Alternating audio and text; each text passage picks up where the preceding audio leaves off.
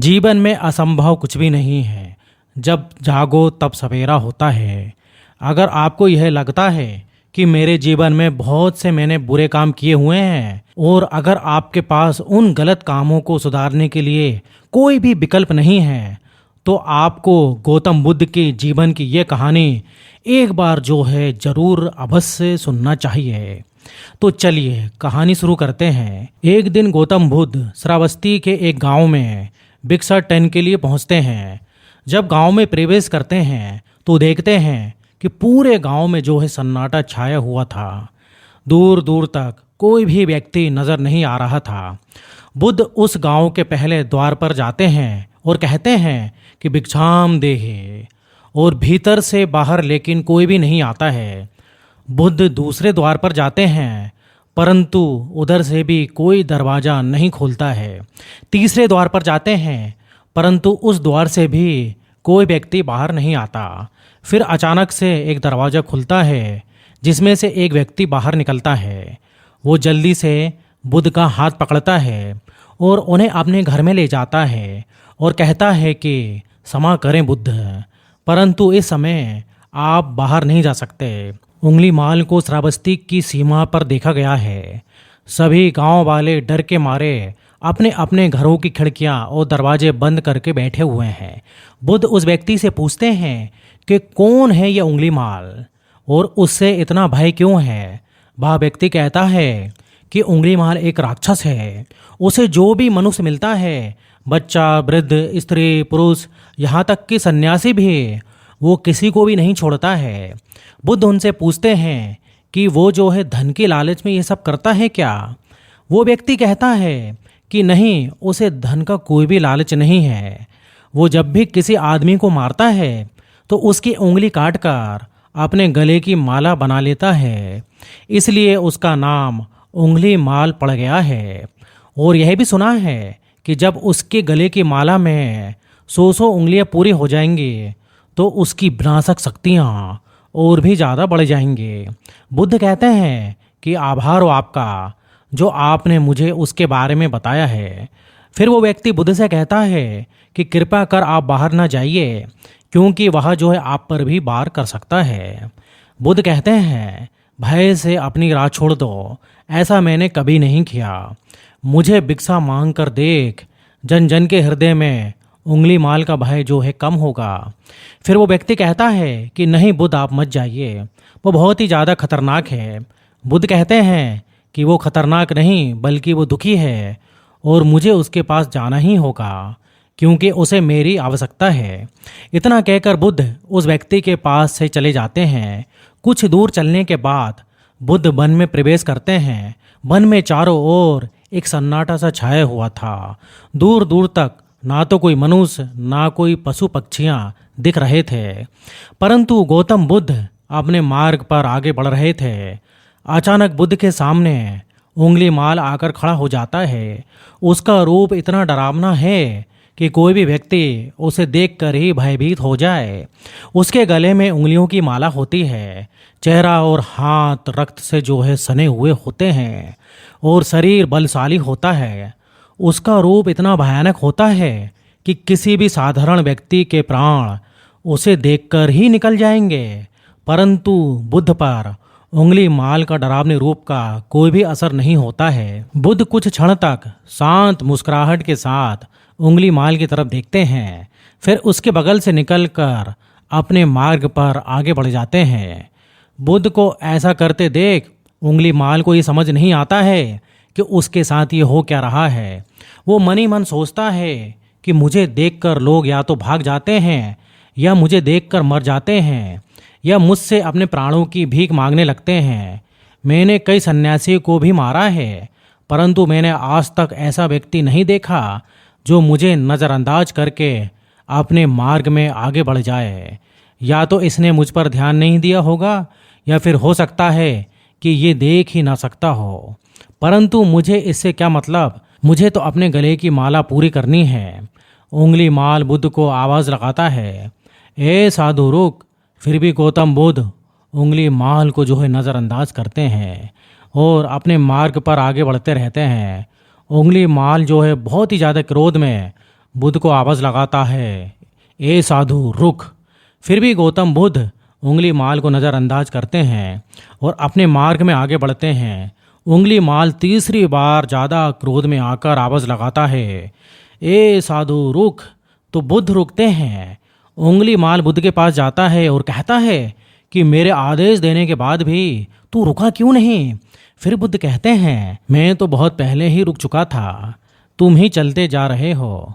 उंगली माल ये समझ ही नहीं पाता है कि बुद्ध क्या कह रहे हैं, परंतु वो इतना जरूर समझ जाता है कि सामने खड़ा व्यक्ति उससे थोड़ा भी नहीं डर रहा है। उंगली माल बुद्ध को डराने के लिए चिल्लाते हुए पूछता है, ए साधु तुझे मुझसे भय नहीं लग रहा है क्या? मैं आदि मानव हूँ। बुद्ध कहते हैं कि तुम मानव हो। बुद्ध की यह बात जो है उंगली माल के हृदय में लग जाती है। पहली बार उसे कोई ने जो है मानव कहा था, लेकिन वो इस बात को जो है नज़रअंदाज करने का प्रयास करता है और बुद्ध से पूछता है कि ए साधु तूने ये क्यों कहा कि तू कब का रुक चुका है, जबकि तू तो चल रहा था, और तूने ये क्यों कहा कि मैं नहीं रुका। तो बुद्ध कहते हैं कि मैं तो बहुत पहले ही रुक चुका हूँ, यानी मैंने ऐसे सारे कृत्य करना बहुत पहले ही छोड़ दिया है जिससे कि व्यक्ति को कष्ट पहुँचा सकते हैं। सब जीना चाहते हैं, बस तुम उन्हें करुणा से देखने का प्रयास करो। गौतम बुद्ध के ये शब्द दोबारा से उंगली माल के जो है हृदय पर चोट करते हैं, परंतु वह दोबारा से बुद्ध की बातों को नज़रअंदाज करने का प्रयास करता है। इस बार जो है वह और क्रोध में बुद्ध की गर्दन पर अपनी तलवार रख देता है, जिससे वो लोगों की हत्या किया करता था, और बुद्ध से चिल्लाकर कहता है, नहीं, मानव में ना तो प्रेम है ना ही कोई करुणा है, सिर्फ छल और कपट है।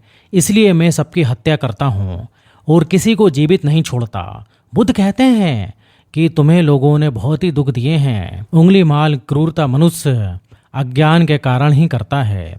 ईर्ष्या या द्वेष, मोह, माया, ये सब अज्ञान की संतान है, परंतु वो व्यक्ति ही है जिसमें दया, करुणा और समझ का उदय भी होता है। उंगली माल यदि इस जीवन में क्रूर और निष्ठुर लोग हैं तो दयावान भी है। बस तुम्हें अपनी आंखों से इस अंधेपन की इस पट्टी को हटाना होगा जो तुम्हें केवल बुराई ही दिखा रही है। तीसरी बार बुद्ध शब्दों को सुन उंगली माल का खुद पर से जो है संयम हट जाता है। उसे समझ नहीं आता कि पहली बार उसे अपने आप इतना कमज़ोर क्यों महसूस हो रहा है। वो कोशिश तो करता है क्रोध करने का, लेकिन कर नहीं पाता है। वो बड़ी हिम्मत जुटाकर क्रोधित होने का नाटक करके बुद्ध से कहता है, तुम और व्यक्ति जैसे नहीं हो। बुद्ध कहते हैं कि मैं हर व्यक्ति जैसा ही हूँ, बस जागृत हूँ और यह सिद्ध कर रहा हूँ कि हर व्यक्ति में जागने की क्षमता होती है। मेरा मार्ग क्रूरता को दया में परिवर्तित करता है। उंगली माल, तुम अनजाने में घृणा के पथ पर हो, बस इस क्षण रुक जाओ। तुम्हारे भीतर भी ये क्षमता है कि तुम दया और करुणा के पथ पर भी चल सकते हो। इतना सुनते ही उंगली माल के हाथ से तलवार जमीन पर गिर जाती है। उसके आंखों से आंसू बहने लगते हैं। भला कोई कब तक बुद्ध को अनदेखा करेगा। उंगली माल रोते हुए बुद्ध से पूछता है, क्या आप वही हैं जिन्हें लोग बुद्ध कहते हैं, जो लोगों को मुक्ति के मार्ग पर चलना सिखाते हैं? हाँ, मैं वही हूँ। मैं तुम्हें मुक्ति के मार्ग पर ले जाना चाहता हूँ। फिर उंगली माल कहता है, परंतु मैं अब बहुत दूर निकल गया हूँ। मैंने बहुत सारी हत्याएं की हैं और बहुत सारे पाप भी किए हैं। मैं अब चाहकर भी वापस नहीं लौट सकता और मेरा वापस लौटना अब असंभव है। बुद्ध कहते हैं कि असंभव कुछ भी नहीं है, जब जागो तब सवेरा होता है। उंगली माल कहता है कि मैं पुनः जीवन की ओर नहीं मुड़ सकता, अब बहुत देर हो चुकी है। बुद्ध कहते हैं, तुम में इतनी चेतना है कि तुम जानते हो जो तुमने अब तक किया है वह बुरा था। इसका अर्थ यह है कि तुम जानते हो क्या अच्छा है और क्या बुरा है। उंगली माल, जिस दिन से तुमने अच्छा कार्य करना शुरू कर दिया उस दिन से तुम्हारा एक नया जीवन शुरू हो जाएगा। फिर उंगली माल कहता है, मैं कितने भी अच्छे काम कर लूं, परंतु लोग मुझे उसी दृष्टि से देखेंगे और मुझे चैन से जीने नहीं देंगे।